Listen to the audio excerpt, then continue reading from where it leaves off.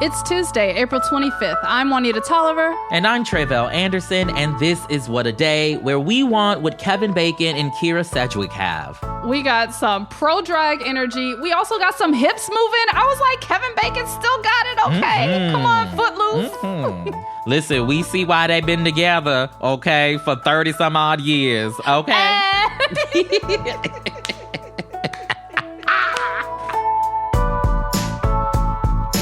On today's show, the Louisville police officer who fatally shot Breonna Taylor has been hired as a law enforcement officer in a nearby county. Plus, who's actually spending $8 a month for a blue check on Twitter? I know it sure ain't me. It ain't me either. No, thank you. But first, two major firings in cable news yesterday. Tucker Carlson is out at Fox News and Don Lemon is out at CNN. Juanita, I was literally still laying in bed just scrolling on the Twitters, and then it was like a 1-2 punch, okay, with these separate news alerts about both of them. I was not ready, at all. I was screaming, I was gagged, I was all the things, but let's get into it. So start off with Tucker Carlson, who we know has his own drama, and what went down with Fox News. Yes. So I'm gonna first answer the question that I think is on everybody's mind, or perhaps it was just on mine, I don't know, which is, does Tucker Carlson's firing have anything to do with the recent Fox News settlement with the Dominion voting systems? It's a thought that I had when I first heard the news, especially because it seemed like Fox would not settle in that case at all, and then they did last minute, though many experts expressed that they thought Dominion could actually win the case in court. And in my mind, I was just like, was this part of the settlement that we just don't know about? The timing just seemed too perfect. Well, the answer is no, officially, at least. Apparently, pushing the lie that the presidential election was stolen wasn't the only foolishness that Tucker Carlson was participating in over there at Fox News, where he has been a host since 2016. According to the Los Angeles Times, his exit is actually related to a discrimination lawsuit that was filed by a producer who was fired by the company last month. Her name is Abby Grossberg, and she says she was bullied and subjected to anti-Semitic comments while working there, and that other male producers often used vulgarities to describe women. She also says she was coerced by company lawyers to give misleading answers in the Dominion defamation case against the network. Obviously, Fox News denies that claim. They said she was terminated for disclosing privileged company information. But here's what Abby's lawyer had to say about the news that Tucker Carlson was being fired. He said, quote, Tucker Carlson's departure from Fox News is, in part, an admission of the systemic lying, bullying, and conspiracy mongering claimed by our client. Mr. Carlson and his subordinates remain individual defendants in the Southern District of New York case, and we look forward to taking their depositions under oath in the very near term. Ooh, and I'm sure those depositions are going to be messy because Abby Grossberg laid out some disgusting stuff, whether it was decision-making or these cutouts of former Speaker Nancy Pelosi in a bikini in his office. There was a lot in her lawsuit, and so I'm sure a lot more is going to come out, but ain't nobody going to miss Tucker. I promise. Listen, they will move on as they do. I should also note that Tucker Carlson's senior executive producer, Justin Wells, was also fired. So, a full cleaning of the house, so to speak, over there. But get this, the LA Times also reports that the decision to fire Tucker actually came straight from the big boss himself, Fox Corporation chairman Rupert Murdoch. Reportedly, and I lean heavily on the word reportedly here, right? Reportedly, Mr. Murdoch was concerned about Tucker's coverage of the insurrection, as well as about him promoting certain conspiracy theories. He's a 12, 13, 14 months late. Come on. He's a few months late on that concern, okay? But it's also said that some of the comments that Carlson made about Fox News management in those messages that turned up in the discovery process for the Dominion case might also have played a role in his departure. So even though he was by far the most popular individual host on Fox News, they gave him the boot anyway. His time slot on the network will be filled by rotating Fox News personalities until a new host is named, according to the company. Now, you know, Rupert Murdoch don't care nothing about what happened on January 6th or the lies told in the lead up to it. So fishy. miss me with that. We know Tucker Carlson is gone because Rupert Murdoch got his feelings hurt. Like, Tucker was texting about him and emailing about him. And so Rupert Murdoch said, let's lock that up. I don't care if you are the most watched person on our network, but let's be real. Fox is losing, you know, their in-house xenophobic, transphobic, homophobic, anti-black, racist mutant. So I feel like they're going to have to search long and hard to check all those boxes in the future. But that's Tucker Carlson. Now, what is the tea on Don Lemon at CNN? Okay, well, Don Lemon is basically saying that he was blindsided, okay? The host, who's been at CNN for almost 2 decades, tweeted the following quote yesterday morning. I was informed this morning by my agent that I have been terminated by CNN. I am stunned. After 17 years at CNN, I would have thought that someone in management would have the decency to tell me directly. At no time was I ever given any indication that I would not be able to continue to do the work I have loved at the network. But the official response from CNN makes this a bit more messy because they said in a tweet of their own, quote, Don Lemon's statement about this morning's events is inaccurate. He was offered an opportunity to meet with management, but instead released a statement on Twitter. Somebody's lying, Juanita, okay? You know that emoji with the big eyes looking around? That is me right now, because this is a huge yikes. Oh, my goodness. But do we have any idea why CNN would let Don go? Well, you know, if I was the news manager, he'd been gone a while back when he was carrying on in Ferguson. I'm going to leave that there for now, okay? I'm going to leave that there. You don't knock a man when he's already down, all right? But it's no secret that Don has been in the news the last few months in particular. Back in February, he stirred outrage when he said that Republican presidential candidate Nikki Haley wouldn't win the nomination because she, quote, isn't in her prime. Many called the comment sexist, and it was, and he was forced to apologize. But more seriously, earlier this month, a report in Variety detailed what is apparently a long history that he has of misogynistic jokes, insults, and threats against women he worked with. So not good news there. According to the New York Times, all of that bad press around those situations and recent interviews that he's been doing dented Don Lemon's appeal to both guests and viewers, so much so that in recent weeks, the folks who do the booking at CNN even discovered that some guests, important guests, did not want to appear on air with Don Lemon, which makes it hard when you the host and the people you're supposed to be interviewing don't want to be interviewed by you for whatever reason, sir. So he might want to look into that. I should also note that Don went from hosting his own primetime show to co-hosting a morning news program, which anybody who's familiar with the news, you know, making landscape on this side of things, you know that that's not necessarily a promotion, right? So perhaps the writing was on the wall all along. But his contract was supposed to be through 2026. So you can imagine how surprised he must have been. And all the more reason, I think, why we will surely be talking about this again soon, because I'm sure he's going to be feeling a little litigious, if you will. Right. And the purple text that was posted on his social media accounts was giving legal action will follow. So absolutely, we will have more updates on that soon. But ready or not, here comes the 2024 president election, y'all. At any moment now, President Biden is reportedly going to officially press go on his re-election campaign. And while at the time of our recording Monday evening, we don't know the contents of his formal announcement yet, we do have a bit of tea about how his campaign is taking shape, key messaging they plan to emphasize, and the headwinds Biden could face based on recent polling. Tre'vell, I know you love a little bit of political tea. I do love the political tea. I would just like to know, I thought we all agreed that he was just going to do one term and then he was did not say that. Where I know, in the writing I know. did you see that, friend? I know he didn't say it, but I just thought it was something we just all accepted. But, you know, fine. Who has Biden tapped to lead his 2024 campaign? Well, according to multiple outlets, President Biden is set to tap Julia Chavez Rodriguez as his campaign manager. Chavez Rodriguez currently serves as a senior advisor at the White House and director of the White House Office of Intergovernmental Affairs. She was also Biden's deputy campaign manager for his 2020 presidential bid, so it's safe to say that Biden is comfortable with her leadership style and her political skills.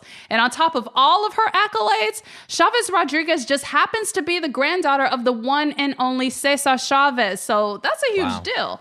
According to Reuters, Chavez Rodriguez was offered the leadership role in recent days, and she has accepted the position, and she follows Jen O'Malley Dillon, who successfully shepherded the Biden campaign through a tumultuous 2020 presidential cycle at the onset of the COVID-19 pandemic.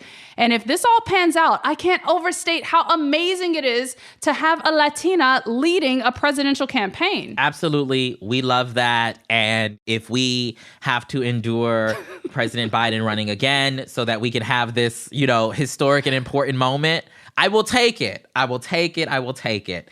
So now, what is the message that Biden will most likely roll out in his reelection campaign announcement? He's got a lot that he could talk about. Right. And I've got a feeling it's going to be a combo of two things. First up, T-Pain's all I do is win, win, win type energy. And then part two, a massive contrast with extremist Republicans. For that first part, we should fully expect Biden to lean into all of his legislative successes. The same ones Republicans are trying to either roll back or take credit for in their home states. I'm talking about the things that people can feel and see in their communities, like investments in roads and bridges being repaired across the country, lowering healthcare and medication costs, like that cap on the cost of insulin, creating millions and millions of jobs for people. In fact, by raw numbers, Biden has created more jobs in 2 years than any other president has created in a 4-year term. Look, this campaign will feature a series of Biden's greatest hits, and this is one of the major perks of Biden running as an incumbent. Now, on to the second part, that contrast with the extremist MAGA Republicans. Sounds familiar, right? It's similar to what Democrats used in the 2022 midterms and since McCarthy took control of the House, but only now Republicans have provided even more ammunition with their continued attacks on reproductive rights and abortion access, as well as their proposed cuts to programs for children and families, veterans, and the environment that we went through yesterday.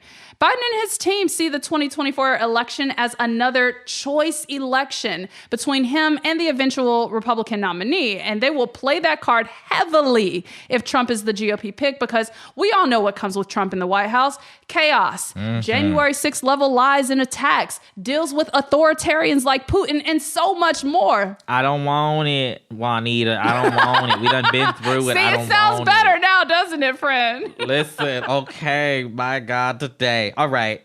Earlier, you mentioned some polling. What does Biden's support look like right now? Most voters are exactly where you're at right now. They're groaning. They're like, if Biden's going to do this again, then I guess. But they've got concerns, right?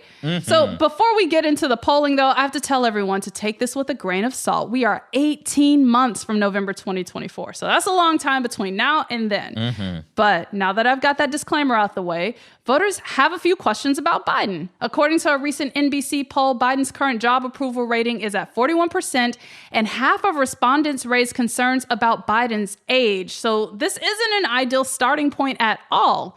But the bright side here is that Biden doesn't have a serious primary challenger, so he gets to focus on spreading his message and educating voters across the political spectrum to gain ground with Democrats, independents, and moderate Republicans for the next year and a half. Meanwhile, Republicans in the primary election are going to be clobbering each other to try to get a piece of Trump, who is the clear frontrunner. Even with Trump's indictment, a sexual assault trial beginning soon, and more potential charges, he still has support from 70% of Republican primary voters. It's giving, yeah, that's mine, and I'm standing beside him in the worst way. In the worst way. But let's be real. Anything can happen, especially when you factor in that Fulton County DA Fani Willis will announce any charges against Trump in the summer, and DeSantis is still in the game, even though he's dragging behind Trump by double digits. At the end of the day, voters still have a year to pick a side in this horse race, but we should brace ourselves for the drama. That's the latest for now. We'll be back after some ads.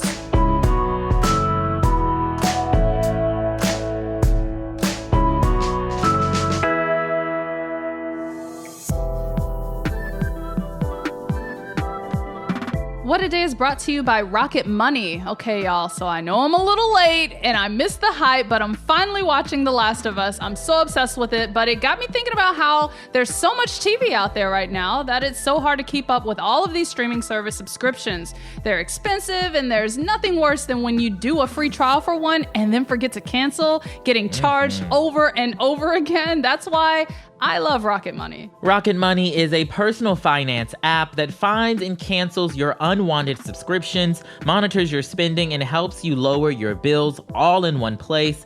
All you have to do is find the subscriptions you don't want to pay for anymore and hit cancel. Rocket Money does the rest. Plus, over 3 million people have used Rocket Money, saving the average person up to $720 a year. That is a lot of coins. I can do a lot with $720. Right? Come on. Stop throwing your money away. Cancel unwanted subscriptions and manage your expenses the easy way by going to rocketmoney.com/whataday. That's rocketmoney.com/whataday. rocketmoney.com/whataday. This show is also sponsored by BetterHelp. Getting to know yourself can be a lifelong process, especially because we're always growing and changing.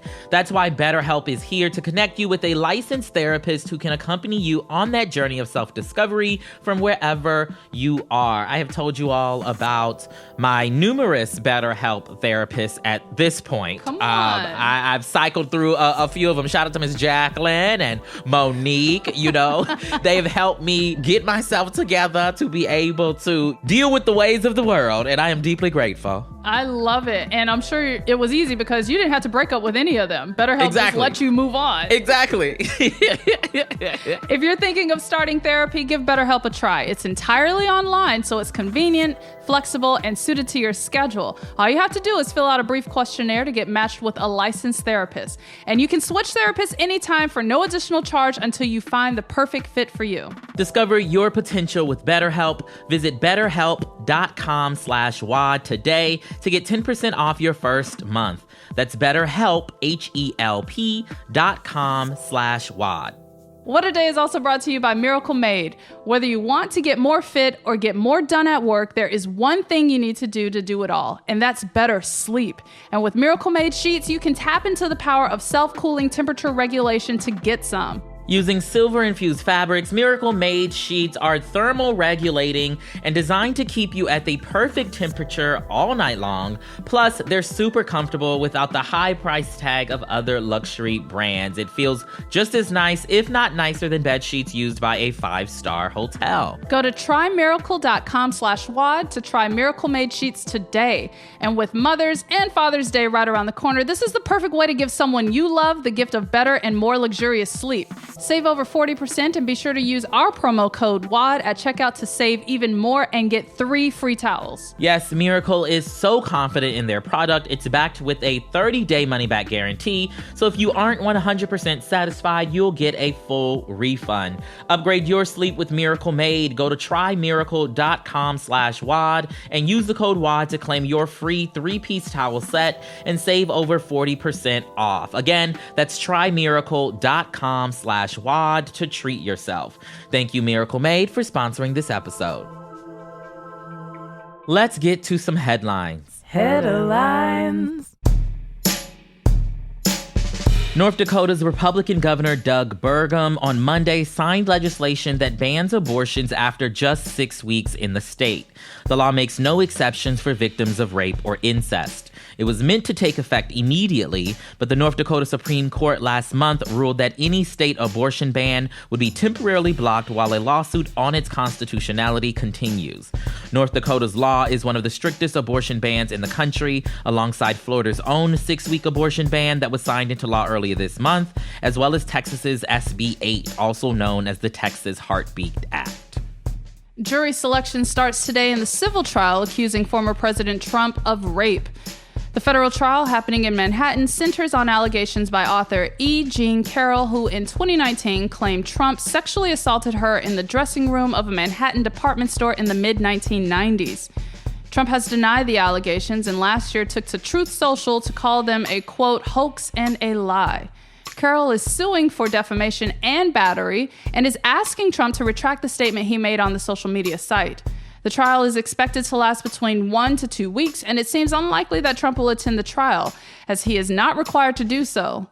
Carol is among more than a dozen women who have publicly accused the former president of sexual assault and harassment. A dozen? Jeez. The Louisville police officer who fatally shot Breonna Taylor has been hired as a law enforcement officer in a nearby county. Miles Cosgrove was one of 7 officers who was involved in the 2020 deadly raid of Taylor's apartment, and an FBI investigation determined it was Cosgrove who likely shot the fatal bullet. He was fired from the Louisville Metro Police Department in 2021 for violating use of force procedures and failing to wear a body camera during the raid. But he is now employed as a deputy at the Carroll County Sheriff's Office, which is northeast of Louisville. About a dozen people took to the streets in Carroll County yesterday morning to protest the new hire. Meanwhile, in Minnesota, the former police officer who shot and killed Daunte Wright in 2021 has been released from prison.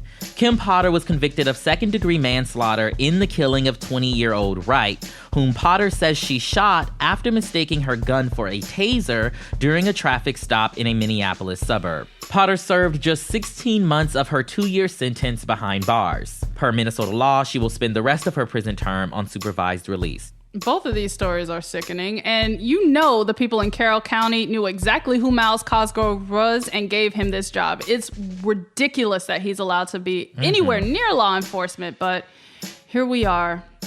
The 3 Tennessee lawmakers who faced expulsion votes over their involvement in a gun control demonstration met with President Biden and Vice President Harris at the White House on Monday to discuss how the country can move forward on gun control.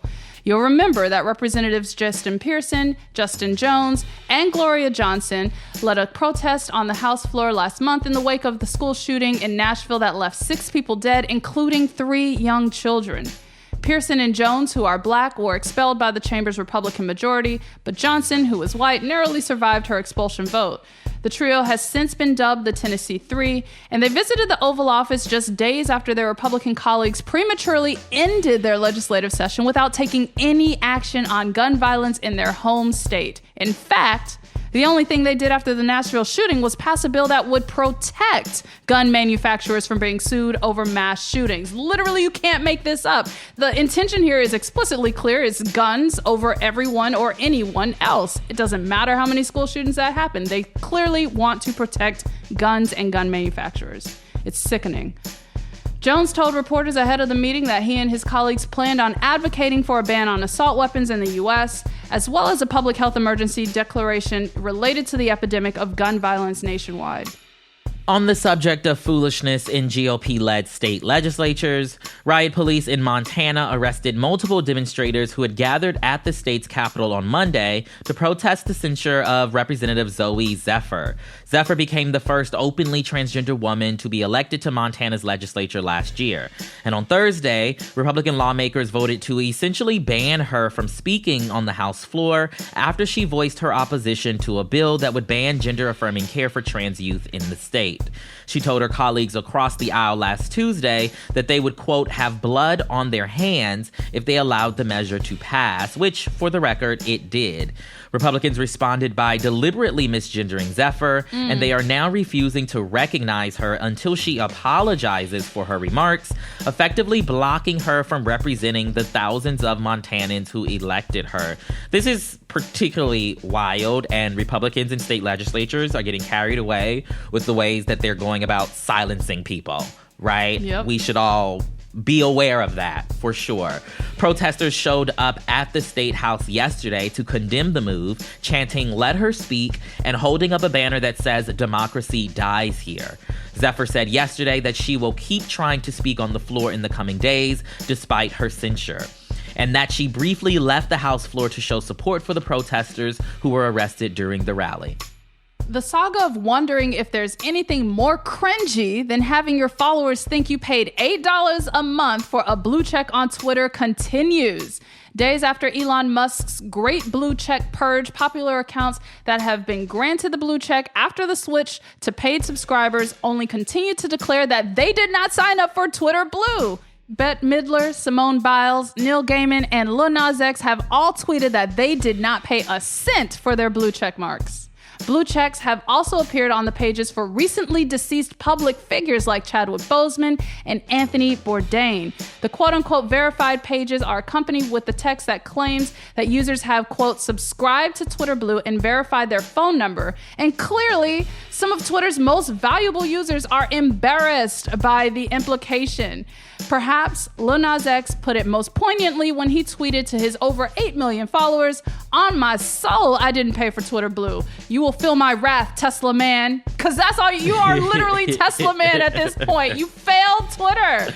Twitter is down the tubes. It is so wild how just that quickly we went from the blue check mark being like, you know, something that everyone was clamoring for, right? It was coveted. Coveted. And now folks are legitimately trying to distance themselves from the blue check. It's really wild. It just goes to show how toxic Elon Musk is. Like, he is truly, truly someone who no one likes or messes with. Like, nobody is riding for this man. No one's saying anyway. Right. That part. And those are the headlines. One more thing before we go. If you're looking for a binge-worthy podcast to add to your queue, look no further than Stiffed, the 8-part series from Crooked Media and iHeartRadio. Host Jennifer Romolini takes you on a wild ride through the rise and fall of Viva, the erotic magazine for women that rocked the publishing world in 1973 New York City. With a team of feminist writers and editors behind it, Viva in its original form had everything from full frontal male nudity to a fashion section run by none other than Anna Wintour, honey. But with porn king publisher Bob Guccione at the helm, were they always destined for failure? Find out now by listening to the first half of Stiffed, available for free on your favorite podcast platform. That's all for today. If you like the show, make sure you subscribe, leave a review, savor a world where Tucker Carlson isn't on television, and tell your friends to listen. And if you're into reading and not just the latest celebrity attempt to beat the Twitter Blue accusations like me, What A Day is also a nightly newsletter. Check it out and subscribe at crooked.com/subscribe. I'm Tre'vell Anderson. I'm Juanita Tolliver.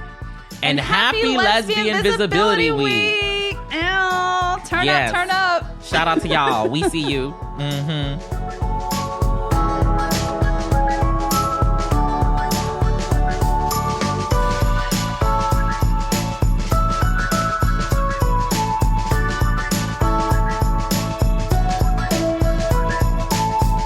What A Day is a production of Crooked Media. It's recorded and mixed by Bill Lance. Our show's producer is Itzy Quintanilla, and Raven Yamamoto is our associate producer. Jossie Kaufman is our head writer, and our senior producer is Lito Martinez. Our theme music is by Colin Gilliard and Kashaka.